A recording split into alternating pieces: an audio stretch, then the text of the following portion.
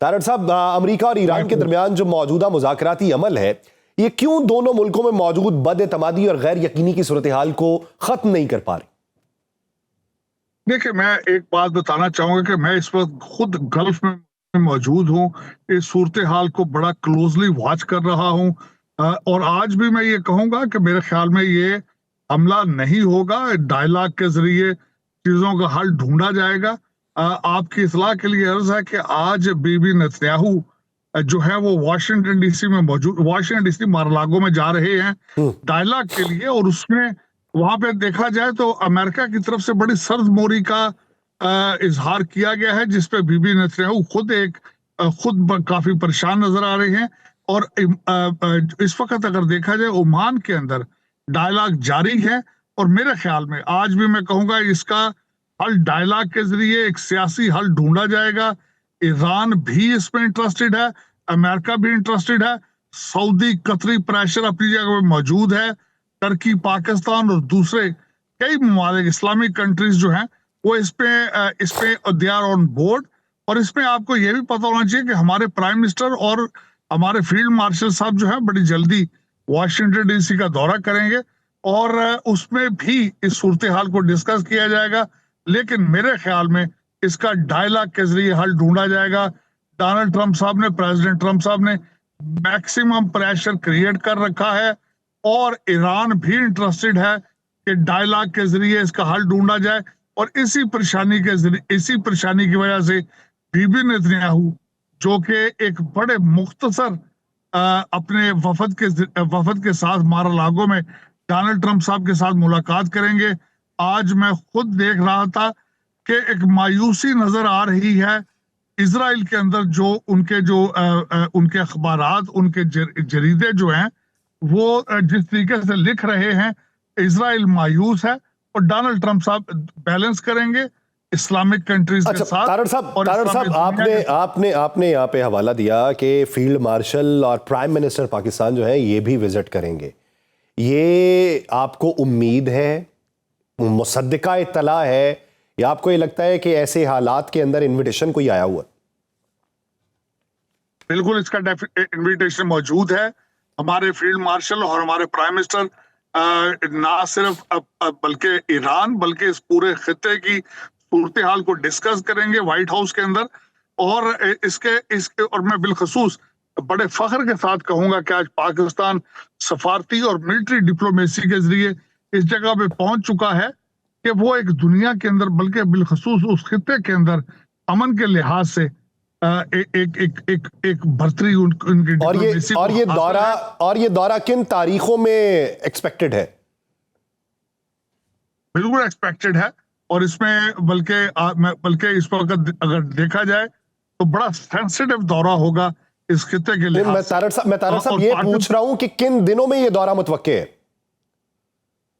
देखिए, ईरान के अगर देखा जाए तो ईरान के हवाले से और अफगानिस्तान के हवाले से जो पाकिस्तान को जो हमारी मिलिट्री डिप्लोमेसी है उनको जो बर्तरी हासिल है उस रीजन के अंदर नॉलेज के हवाले से और उनके जो आर्बिट्रेशन के हवाले से जो पाकिस्तान रोल अदा करता रहा है, वो एक बड़ा एक तारीखी दौर है। और बिलखसूस इस दौर में मई 10 के बाद जो पाकिस्तान की जो पोजीशनिंग है उसको पूरी दुनिया रिकॉग्नाइज करती है। और अमेरिका बल्कि डोनाल्ड ट्रंप साहब कई दफा कह चुके हैं कि हमारे जो फील्ड मार्शल साहब हैं उनको अफगानिस्तान और ईरान के हवाले से जो नॉलेज है उसको अमेरिका उसका भरपूर फायदा उठाना चाहता है। और पाकिस्तान मुसलसल ईरान के हवाले से जो आर्बिट्रेशन में अपना रोल अदा करता रहा है उसकी एक बड़ी इंपॉर्टेंस है।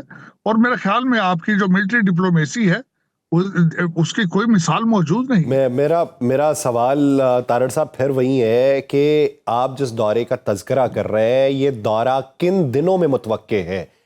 एक हफ्ते में होगा, 2 हफ्तों में होगा, या उससे पहले एक्सपेक्टेड है, उसके बाद है? नहीं, मेरे ख्याल में आने वाले 2 हफ्तों के अंदर अंदर दौरा मुतवक्को है। उसकी बिलखसूस अगर देखी जाए तो डेट्स उसकी मौजूद हैं लेकिन अभी तक फाइनलाइज नहीं है। लेकिन दौरा मुतवक्के है, उसमें हमारे फील्ड मार्शल और प्राइम मिनिस्टर आएंगे वाशिंगटन डीसी में। बल्कि आज भी कई जो क्रिटिक्स हैं उसको बड़े मुख्तलिफ तरीकों से उसको क्रिटिसाइज कर रहे हैं कि बीबी नेतन्याहू के आसपास जो दौरा है उसको किस तरीके से होगा, क्यों होगा। लेकिन मेरे ख्याल में मैं जिस तरह कह रहा हूँ कि वो दौरा मुतवक्को है और बड़ा क्रिटिकल होगा, बड़ा इंपॉर्टेंट होगा। अच्छा, दूसरी बात आपने ये कहा कि डायलॉग के जरिए इसका हल निकलेगा। अब डायलॉग के अंदर जीरो इनरिचमेंट की बात हो रही है यूरेनियम की। अब जीरो इनरिचमेंट के ऊपर एक वाज़ेह पैगाम ईरान की जानिब से है कि ये तो काबिल कबूल ही नहीं है ना कि आप ये कहें कि यूरेनियम अफजूदा कर ही नहीं सकते। हाँ, उसकी परसेंटेज अगर आप कोई रखे 20, 40, 60 पे हम इस वक्त मौजूद हैं, तो 60 से नीचे 50 कर दें, 40 कर दें, 30 कर दें, 20 कर दें, सोच लेंगे। ये जीरो इनरिचमेंट के ऊपर अगर अमेरिका बात करता है तो वो किस तरीके से फिर ईरान कबूल करेगा? फिर डायलॉग किस नाम के? नहीं, मेरे ख्याल में ये फाइनलाइज नहीं है जो आप चीजें बात कर रहे हैं। इस पे अभी still dialogue is going on. Oman is playing a key role in this area. मैं खुद गल्फ में मौजूद हूँ, लेकिन मेरे ख्याल में अभी कबल वक्त होगा इसके ऊपर अगर स्पेकुलेशन की जाए। दोनों तरफ से अगर मेरे ख्याल में अगर देखा जाए, दोनों तरफ से अगर सिग्निफिकेंट इसके ऊपर एग्रीमेंट ना हो तो उस डायलॉग जो है वो बेमानी होगा। मेरे ख्याल में दोनों तरफ से, ईरान की तरफ से और अमेरिका की तरफ से, काफी चीजें जो है वो खुल के सामने आ चुकी हैं। और मेरे ख्याल में ईरान और America they are very close to the coming to the understanding. मेरे ख्याल में अच्छा, तारक साहब, एक चीज और बताइए। जो पहला दौर था उससे पहले एक एयरक्राफ्ट कैरियर भिजवाया गया है, यूएसएस अब्राहम लिंकन। अब दूसरे दौर से पहले दूसरे के ऊपर गौर किया जा रहा है। तो उस वक्त भी ईरान ने यह कहा था कि ये दबाव के टैक्टिक्स हैं और ये काबिल अमल नहीं है। तो क्या आप ये समझते हैं कि दूसरे वाला मरहला जो है, जो दूसरा एयर स्ट्राइक कैरियर भेजना है यहां पे, वो रोक लिया जाएगा और इसके नताइज के बाद फैसला किया जाएगा? मेरे ख्याल में देखिए, ये प्रैक्टिस टैक्टिक्स है, मैं बिल्कुल एग्री करूंगा। डोनाल्ड ट्रंप साहब की हमेशा जो डायलॉग जहां भी करते हैं, डील करते हैं, अपना मैक्सिमम प्रेशर क्रिएट करते हैं। और वो यही उसी का सिलसिला है कि उन्होंने अपना मैक्सिमम प्रेशर क्रिएट कर रखा है ईरान के ऊपर, लेकिन एग्रीमेंट होगा।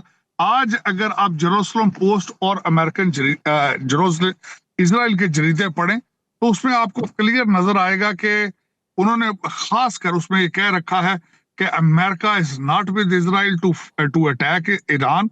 डेस्परेशन नजर आती है अमेरिका के जरीदों से, वाशिंगटन उनके जेरूसलम पोस्ट से।